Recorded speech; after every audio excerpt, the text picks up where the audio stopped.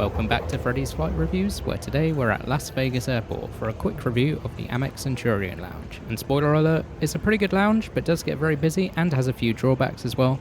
So watch this review to find out what to expect from the Las Vegas Centurion Lounge. Located in the D-Gate satellite terminal, it's accessible by a quick train from both Terminal 1 and 3. And it's pretty close to the central hub of the satellite building, so you don't have to walk much to get there. Just need to resist the temptation of the nearby slot machines.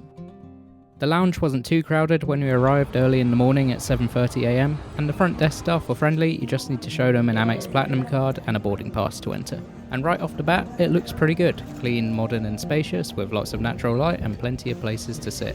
The lounge is open between 5 AM to 11 PM every day, and I guess not many people stay at this airport overnight, so those hours are fine.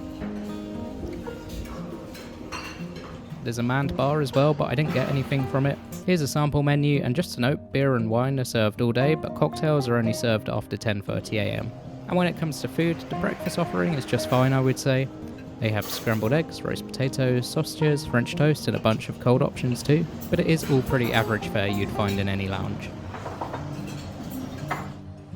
Overall, the food was good, but choices were limited, and comparing it to the London Centurion Lounge, the only other one I've been to, I found the food in London to be much better and more varied. Like everywhere in America, they have filter coffee, though I don't know why anybody would choose that when right next to it are full coffee machines that actually do proper coffee. And besides coffee, there's also a few kinds of tea to choose from, including hibiscus tea, which I tried. And they have orange juice and milk too.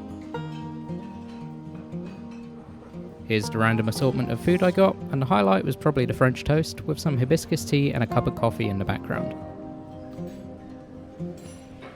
Also, they have massive bananas, which I thought was worth sharing. After eating, we went and sat somewhere more comfortable, and I didn't film too much as it was full of people, but here are a few pictures of the seating available. A design pretty consistent with other Amex lounges around the world, and I like it a lot.